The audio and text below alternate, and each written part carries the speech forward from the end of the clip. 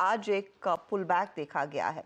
Astral India करीब 1.5% ऊपर है। वैसे अगर आप ध्यान दें 12% हल्का हुआ है मुनाफा कंपनी का इस पर्टिकुलर क्वार्टर में। एबिटा मार्जिन्स दोनों पर दबाव देखने को मिला, लेकिन रेवेन्यू में कुछ ग्रोथ देखी गई। अब यहाँ से आगे क्या स्थिति उभर कर आ रही है, डिमांड सिचुएशन इस समय कैसी है, सब पर बातचीत करेंगे। एस्ट्रल के chief financial officer Hiranand Savlani हमारे साथ जुड़ गए हैं। मिस्टर सावलानी, स्वागत है आपका सीएनबीसी आवाज पर। ये प्रॉफिटेबिलिटी और ऑपरेशनली जो प्रेशर्स रहे हैं, क्या तीनों सेगमेंट्स प्लम्बिंग, पेंट और एडहेसिव्स में देखने को मिले हैं या फिर एक पर्टिकुलर सेगमेंट ने इनफैक्ट ड्रैग किया है नंबर्स को?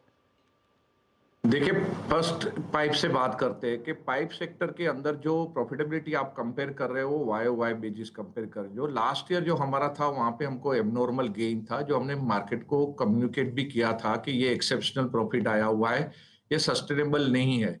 और हमने जो मैनेजमेंट की तरफ से गाइडेंस दिया था उससे बेटर ही आया हुआ है। ये साल का अगर फुल ईयर के भी अगर आप नंबर देखो, कंसोल बेस पे भी अगर नंबर देखोगे तो लास्ट ईयर से बेटर हुआ है मार्जिन। तो मैनेजमेंट ने जो भी गाइडेंस दिया है उस गाइडेंस के जोन में ही प्रॉफिटेबिलिटी आई है।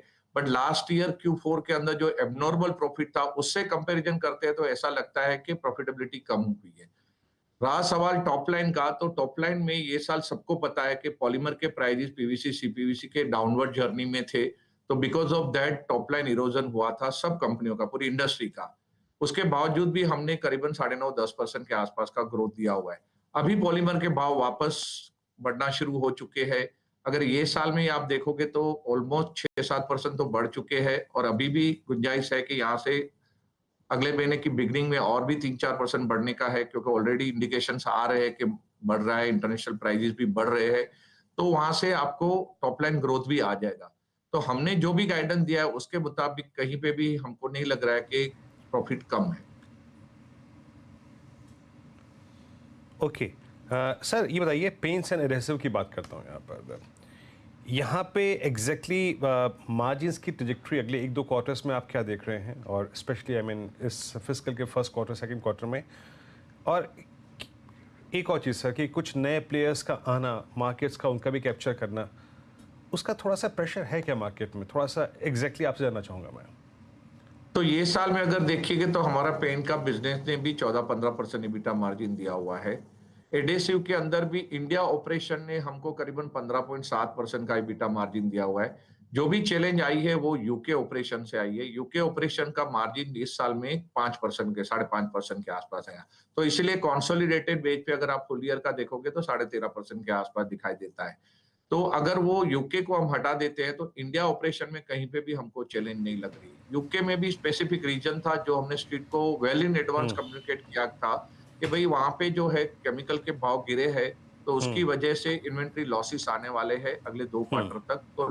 तो पिछले 2 क्वार्टर से ये मार्जिन प्रेशर में थे। Q3 में तो -3% था, ये क्वार्टर के अंदर 5.5% आया हुआ है। फुल ईयर के बेस पे भी करीबन 5.5%।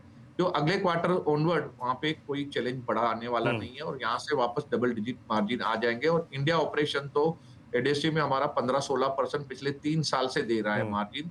वही ट्रेजेक्टरी ये साल में भी कंटिन्यू रहेगी और ग्रोथ भी 15-20% आराम से आएगा।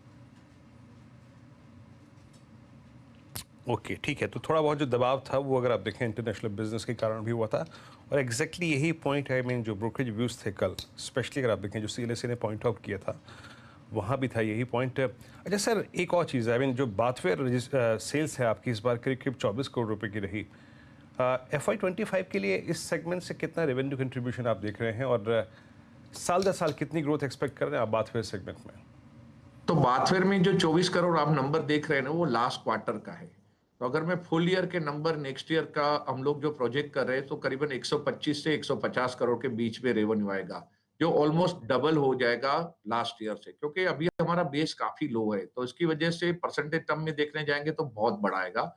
लेकिन एब्सोल्यूट लेवल पे भी करीबन 125 से 150 करोड़ के बीच में हम प्रोजेक्ट कर रहे हैं फुल ईयर के नंबर।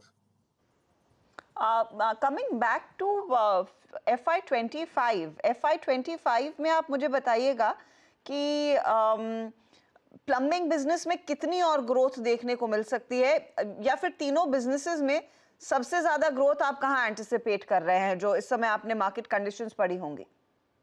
तो प्लम्बिंग बिजनेस के अंदर हम लोग 15 से 20% वॉल्यूम ग्रोथ प्रोजेक्ट कर रहे हैं। एडेसिव के अंदर भी हम 15 से 20% कर रहे हैं। पेंट के अंदर थोड़ा ज्यादा आएगा क्योंकि उसका बेस अभी भी लो है और हमने कल ही इंडिया में बैंगलोर के अंदर पेंट लॉन्च किया है अंडर द ब्रांड एस्ट्रल।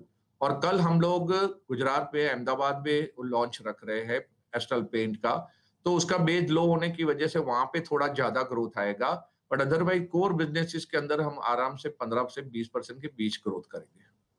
% तक की growth, that's good to hear sir. अच्छा, एक चीज, हैदराबाद में आपने प्लांट कमीशन करना था, क्या वो ऑन ट्रैक है? आई थिंक वो जून में कमीशन होने वाला था। करेक्ट, आपका अंडरस्टैंडिंग सही है। हमने जून 24 में हम कमीशन करने जा रहे हैं, जिसकी कैपेसिटी करीबन 70,000 मेट्रिक टन है, जो 2 फेस में आने वाला है। पहले फेस में करीबन 40,000 मेट्रिक टन आएगा और सेकेंड फेस में 30,000 आएगा। और दूसरा हमारा प्लांट कानपुर में आ रहा है, जो करीबन 60,000 मेट्रिक टन का है, जो हम लोग एक्सपेक्ट कर रहे हैं मार्च 25 में चालू होगा। अच्छा सर, मैं बात करूं अगर अगर FY25 की या फिर एटलीस्ट फर्स्ट हाफ की, नए प्रोडक्ट लॉन्चेस लाइंड अप कैसे हैं, किस प्रकार के हैं सर? और FY25 के लिए आपने अप्रॉक्सीमेटली एड स्पेंड्स में कोई इजाफा होगा, इस पर थोड़ा टिप्पणी करेंगे या फिर वही रहेंगे जो FY24 में रहे? तो FY24 में हमारा सेल्स एंड प्रमोशन एक्सपेंसेस बहुत ज्यादा था। उसके पीछे का रीजन ये भी था कि हमने 25th एनिवर्सरी हम लोग सेलिब्रेट कर रहे थे एस्ट्रल की।